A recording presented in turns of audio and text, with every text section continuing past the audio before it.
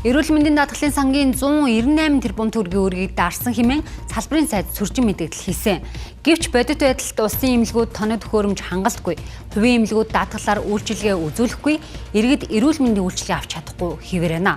Энэ талаарх мэдээллийг сэтгүүлч Эрдэнэ цэцэг дэлгэрүүлэн хүргэнэ. За орой мэнд хүргээ үзэгчдээ тэгэхээр эрүүл мэндийн даатгалын сантай холбоотой өрийн мэдээллийг эхний ээлжинд хүргэе. Тэгэхээр 2022 онд эрүүл мэндийн даатгалын сан 60 тэрбум төгрөгийн өртөө байсан бол 2024 онд энэ тоо 316 тэрбум болж нэмэгдсэн. Харин өнгөрсөн 2025 оны эцсээр энэ тоо 198 тэрбум болж буурсан байгаа юм. Өнөөдрийн байдлаар бол өвнөөс 181 тэрбумыг төлчихсөн. Үлдэгдэл 17 тэрбумыг 6 сарын 1 гэхэд төлж барагдуулна гэдгийг одоо салбарынхан мэдэгдэж байгаа. Гэвч бодит байдал дээр иргэд улсын эмнэлгээс үйлчилгээ авах гэхэд одоо очор дараалал ихтэй, уруулж бодис тоног төхөөрөмж хангалтгүй. Учираас үйлчилгээ авч чадахгүй байгаа л хувийн эмнэлгүүд нь эрүүл мэндийн даатгалын сангаар үйлчилгээ үзүүлэхгүй гэх юм тайлбар хэлж байгаамаа. Улсын эмнэлэг даатгал байхгүй, хувийн эмнэлэг даатгал байхгүй. Ирийн Монгол төр бол энэ хүнээ хайсан юм байна гэж би бодож байна. Ямар даатгал байхгүй, ядууд бол ихэлгсэн юм бодолтой. Төрийн бодлого явуулж явах шиг байна. Даатгалын банкны хулгайч нар иччихсэн шүү дээ бүгдээрээ. Очоод цаг авъя гэхээр хамгийн наадталтай 10 тоног, 20 тоног. Тэгэл тэдэн цаг байна, өдөн цаг байна гэл. Тэгээ очоод цаг аваад хүлээж үзүүлэхээр тэгэл яг гадуур тийм ажиллагаанд ороод ийм ажиллагаа шинжилгээ хийлгээд ирээрэй гэл явуулдаг. Одоо нөгөө хөдөө орон нутгаас ирэхэд цаг байхгүй. Цаг төлөвлөсөн ч гэсэн улсын эмнэлэг шинжилгээ ажиллагаанд хамрагдах гэхээр нөгөө 9-8 сар ингээд бүр 2-3 сараар хойшлцсон учраас дандаа хувийн эмнэлгээр явах бас өөр шаардлагагүй болоод байгаа байхгүй. За одоо та бүхэн эрүүл мэндийн даатгалын сангаас санхүүждэг эмнэлгүүдийн талаарх мэдээлэл хүргэе. Өнгөрсөн онуудад жил дунджаар бол 300 орчим эмнэлэг эрүүл мэндийн даатгалын сангаас санхүүжилт авч иргэдэд эрүүл мэндийн тусламж үйлчилгээ үзүүлдэг байсан бол өнөөдөр энэ тоо 18 болж буурсан. Ингэхдээ бол одоо хор тавдар болгон яаралтад мэс засал, гемодиализын эмчилгээг бол зөвхөн эрүүл мэндийн даатгалын сангаар хөнгөлөлтөө үнээр үйлчлүүлж байгаа юм. Нийт иргэдийн бол 50 орчим хувь нь одоо хувийн эмнэлгүүдээр өмнө үйлчилгээ авдаг байсан бол энэ тоо 30 болж буурсан. Тэгэхээр Улаанбаатар хотод бол үйл ажиллагаа явуулж байгаа хувийн эмнэлгүүдийн тоо 234 байгаа. Гэвч одоо эрүүл мэндийн даатгалын сангаас санхүүжилт олохгүй байгаатай холбоотойгоор өнөөдрийн байдлаар 4-5 эмнэлэг хаалхаа барихад хүрч 20 орчим эмнэлэг бол эмч ажилтнуудаа цомгоход хүрээд байгаа юм.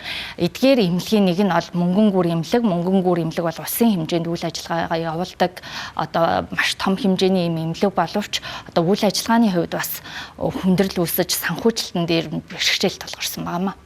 Нэг жилд гэрээгээ байгуулчаад Мөнгөнгүр эмнэлэгтээ жилийн турш ажиллана гэж эрүүл мэндийн даатгал гэрээ байгуулсан боловч 3 удаа журам гаргаад эрүүл мэндийн даатгалын газрын захирлын тушаалаар тэгээ ингээд шууд санхүүжилтээ зогсоод өөрчилдөг, квот үүсгдэг тийм. Нийт одоо нэг 200 хүн үйлчлүүлэх хэрэгтэй байсан бол за танах 100 хүн үйлчлүүлээ гэдэг ингээд өөрчилждэг. Тэгээ энэ мэтээр одоо 3 удаа өөрчилж явж байгаад өнгөрсөн 10 сараас эхлээд санхүүжилтээ зогсоолоо. Танатаа гэрээгээр тусламж үйлчлэг үзүүлэхгүй гэдэг. Ингээд шууд зогсооч. Нөгөө гэрээнийхээ биелэлтийг шууд зөрчиж байгаа гэсэн үг шүү дээ.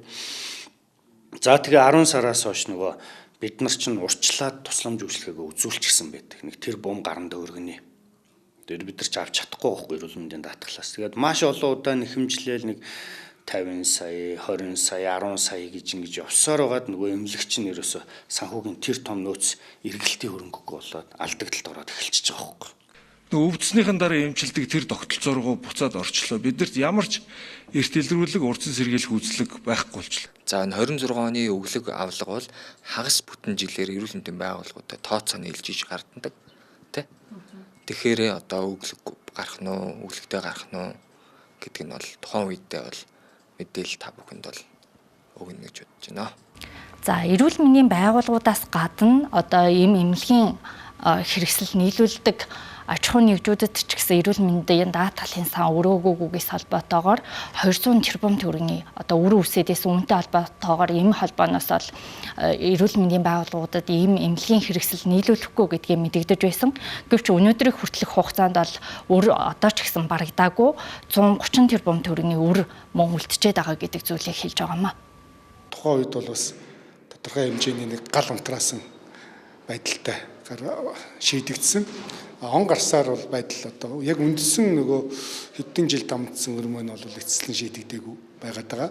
За эмнэлгүүдээс бол авсан эмнэлгийнхээ хэрэгслийнхээ мөнгийг л одоо өгж яваа ийм л нөхцөл байдалтай байгаад байгаа. Яг үндсэн одоо өр төлбөр барагдахгүй байгаа учраас ерөнхийдөө салбарын байдал нөөц эмийн одоо нөөц тийм ээ тасалдлын байдал бол сайжрахгүй байгаа л гэсэн үг.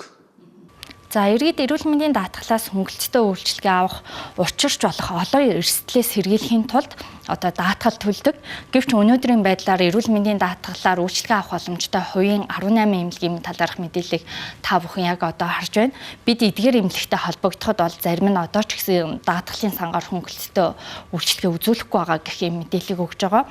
Бид албаныхнаас энэ 18 эмнэлгийн тоог нэмэх боломжтой эсэхийг тодруулахад бол одоо боломжгүй. Хэрвээ нэмэхийг хүсэх юм бол татварыг нэмэх шаардлагатай гэдэг тайлбарыг хэлж байгаа юм. Өөрөөр хэлбэл хүнжлийнхаа хэрээр одоо хөлөөж ийж байна гэж ингэж тайлбарлаж байгаа. Гэвч иргэдийн хувьд бол эрүүл мэндийн даатгалын сангаас үйлчилгээ авахын тулд одоо насаараа эрүүл мэндийн даатгал төлдөг. Үүнийхээ үр шимийг хүртэж чадахгүй нөхцөл байдалтай байна. Мэдээллийг хүргэлэн анхаарал хандуулсанд баярлалаа.